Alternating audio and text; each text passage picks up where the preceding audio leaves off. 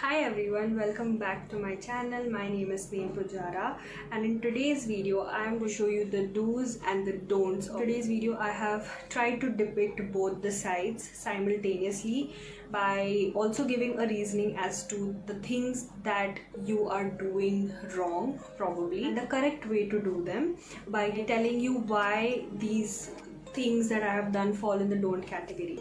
Now, just to give a disclaimer before I begin with the video, is that everyone has a different way of doing their own makeup.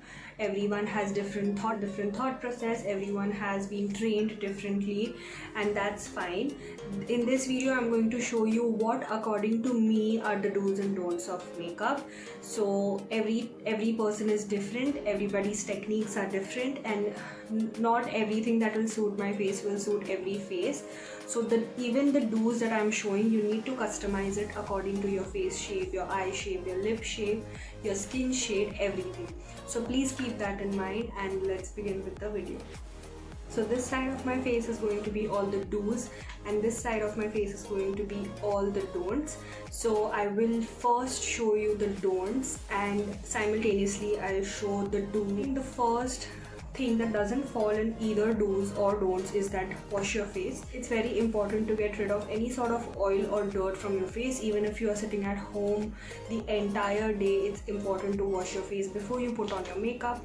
You can use any one that suits your skin after you have washed your face. And the next very important step is to moisturize your skin. If you don't moisturize your skin, then it just doesn't lay the foundation of your makeup. Your skin needs that kind of nourishment. It needs that protective layer so that the rest of your makeup can go on your face. If you don't do it, eventually it fades off, it starts cracking, especially if you have dry skin. Then moisturizer is a must. Now I am personally really liking the Garnier Wrinkle Lift Cream. Now I have oily skin, but still this particular cream is really gives me the nourishment that I need. It's not too sticky, it doesn't make my skin feel more oily after a certain point of time. It actually just settles down really nicely, and this side I'm just going to leave it bare. I don't know if you will be able to see it on camera because of the light. Everything looks really filtered after doing your makeup, but if you don't put your moisturizer before leaving the house, after some time you will actually see the results of it on your face, especially if you travel by public transport. If you're from Mumbai, you go in local trains and metros, it just looks really messy. So anyway, I have moisturized this side of my face. As you can already see, this side of my face has a lot of, it looks really healthy, it looks really plump and fresh, whereas this side is really dull. Moving on to the next step. Once you have moisturized your face, and if you know that you're going to put on a matte lipstick of any sort, it can be any matte lipstick, you need to moisturize your lips. Especially if you have dry lips, they will start chapping, and then your lipstick goes and settles inside those cracks, and it looks really bad. You can choose whichever you like, the basic Vaseline jelly, or I have the Blue Heaven lip balm with me. Time I come to my lips, the lip balm will settle into my step is very important. Show you how some people do their color correction, and it is so unnecessary, and it's a waste of your product and the waste of your time to actually color correct places that don't need correction. Usually I will go with the color corrector I have. Don't side. You don't need so much color correction. Even someone like me who doesn't have the perfect skin, even I wouldn't use a color corrector in this quantity. You just need to target the areas where you need to color correct.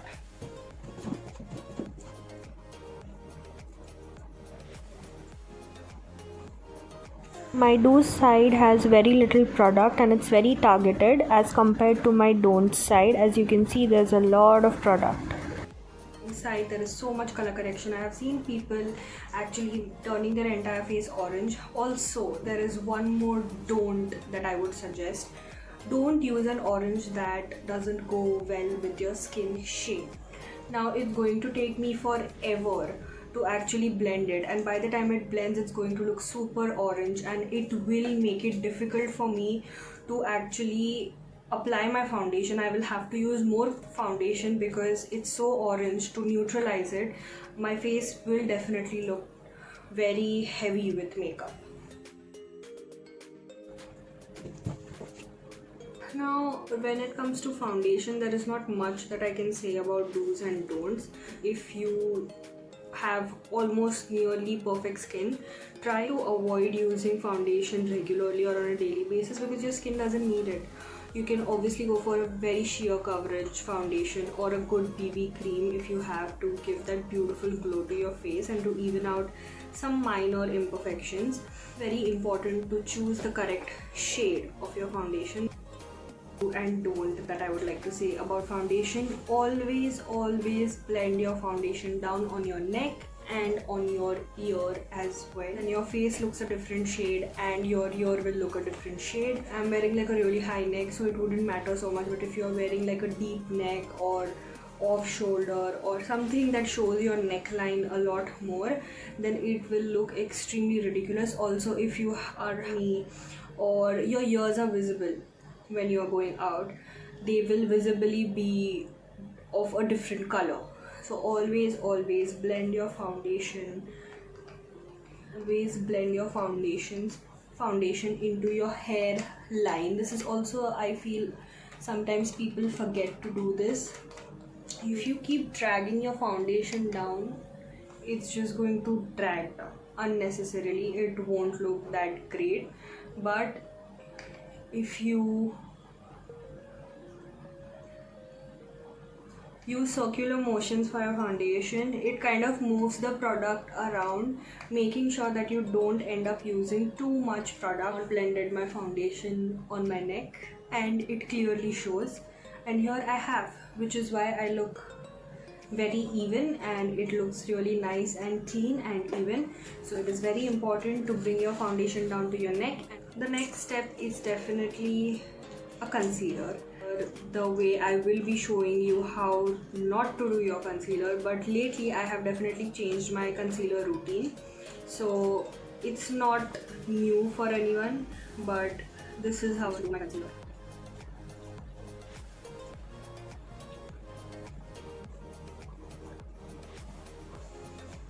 This is how I used to do my concealer earlier, and I just feel like it uses a lot of product. And also, again, this technique looks great on camera, but once you step out, it just looks really off. It looks really, especially in a country like India or in a city like Mumbai, so much product and so much lighting under your eyes using a concealer just looks very bad when you step out into natural sunlight.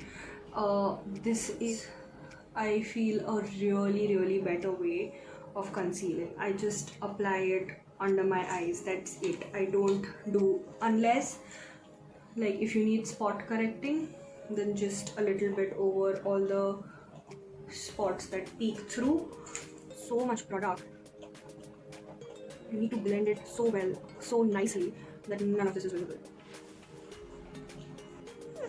When you do it on the do's side, all you have to do is just blend it in the darkest spot of your eye and on the dark spot in the outer corner, and then just blend the two together. It gives a really natural effect using a lesser product. After zooming in, obviously you can see how it looks up close. You can see that up close, even after blending it out so much, it has that white cast. This step is so important, but a lot of people overdo it. Now, this is a very controversial step, I believe, or at least a step that has a lot of debate going on around it, and that is baking. Now, I honestly hate baking. It makes my face look really weird after I'm done with it, and even if it does set, after a point of time it becomes so dry and it starts to crease, which is why I hate baking. So for me, that definitely goes into don'ts. It's so important to powder your entire face, and especially small corners which tend to sweat a lot more, but works for you, then great. But I just feel it's a step that was just started as fun and then it just became a part of the makeup routine.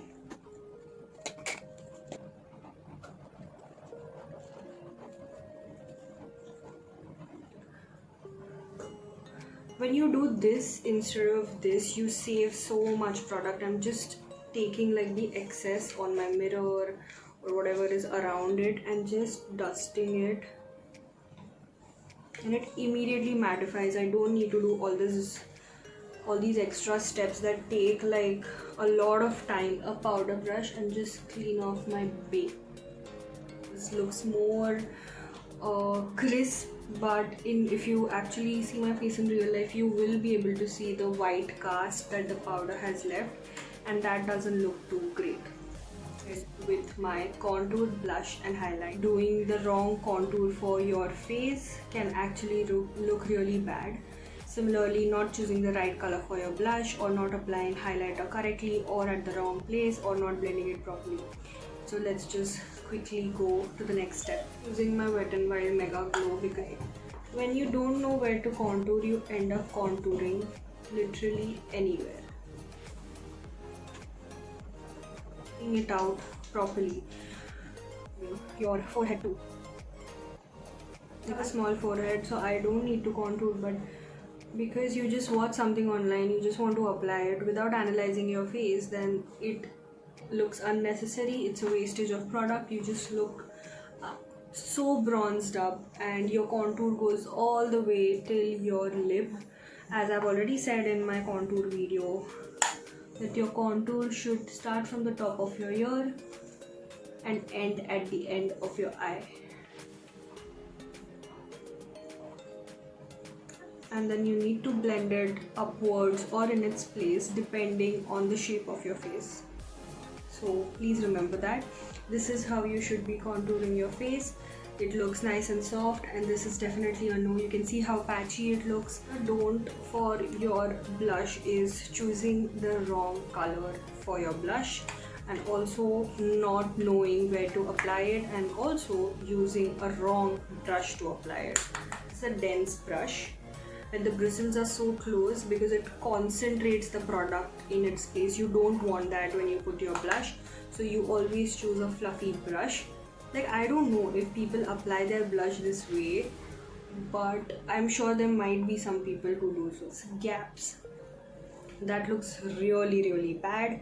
Now, even if you are doing this with the correct color of blush, if you still don't blend it with your contour, it's going to look really shabby. Use a really nice light blush, which is by Maybelline, and a nice fluffy blush, and I'm going to just start blending it outwards. Also, even for, as you can see, this looks natural, this looks softer if you just see this face, and I have blended it well with my contour, and here you can see two lines.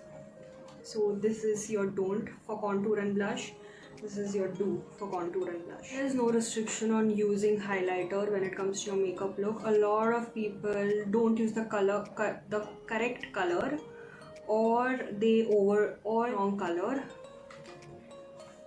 and they also don't know where exactly their highlighter goes, so everything just looks too shiny. Again, straight on your cheekbones, and you can blend it downwards to get that natural glow. I've seen what a lot of people do. First of all, a lot of people don't comb their eyebrows before actually drawing it on. Always comb them so that you know where you need to draw and where you don't need to draw.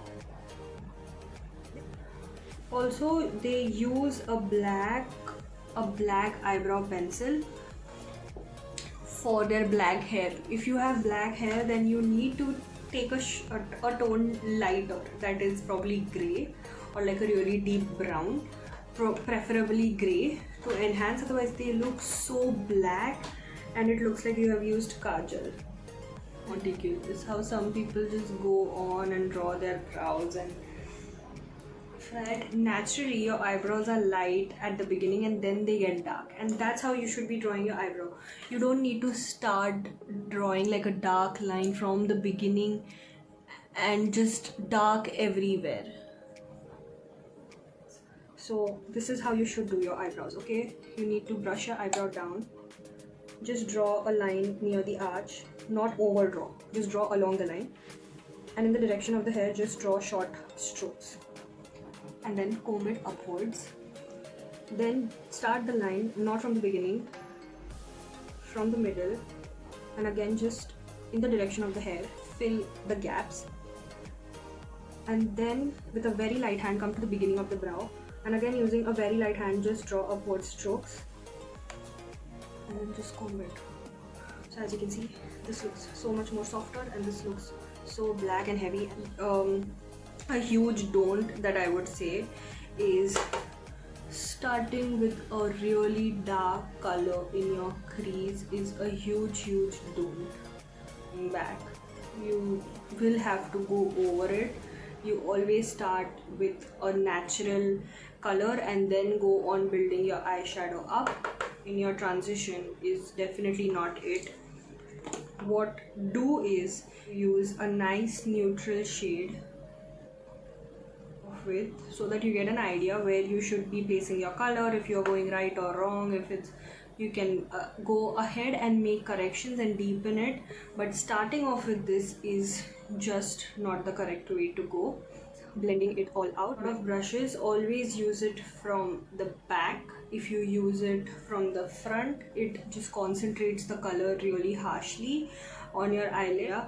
It shouldn't go up till your brow, which I have seen a lot of people doing because they are probably just following a makeup tutorial and they have not analyzed their own eyelid accordingly. Is going in with a really dark shade. It's not so bad for everyone, but huge no. You don't need to apply or darken your outer corner so much. You need your outer corner darkening should be limited to this area only, and then you need to blend it upwards to add that, and not entire half of your eye. If you try to just swipe the shimmer on your eyelid, it's going to fade off. If you swipe it down or pat it, if you pat it in its place, you are settling the shimmer in its place. What the problem is, when you pick it out from the bottle and you straight up without cleaning the brush go and draw a line, there's too much product on your brush and it's going to eventually create a mess. Now go inwards and outward. As for a wing, as you can see, this is looking so soft and nice, and this is so patchy and harsh.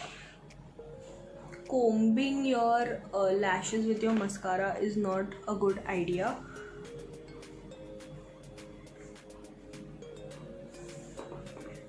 Okay, you need to first of all clean your wand, and you always go in a zigzag motion,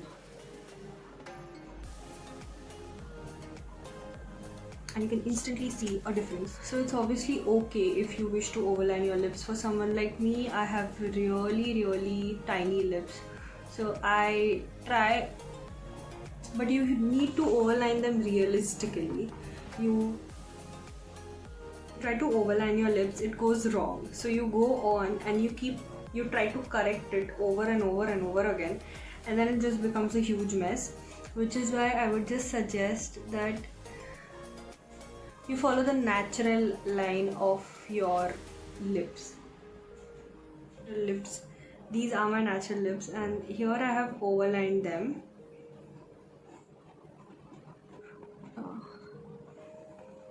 This is my finished do's and don'ts makeup tutorial. As you can see, the do side definitely looks more softer, more natural, and it looks like me still, but this side looks so over the top, so cakey and so patchy that you should definitely try and bring this in your routine and try to make sure that you avoid these mistakes that I have shown here, and try to shift to things that I have said you should do here to get that flawless makeup. So I know I look beyond ridiculous right now with half and half of this face, but I genuinely hope that you like this video and it helps you a lot. If you were doing some mistakes, I hope that I gave a logical explanation as to why you shouldn't be doing your makeup that way, and you should be trying and adapting this way into your makeup routine. If you have liked this video, then please don't forget to like, share, comment and subscribe to my channel. Thank you so much for watching.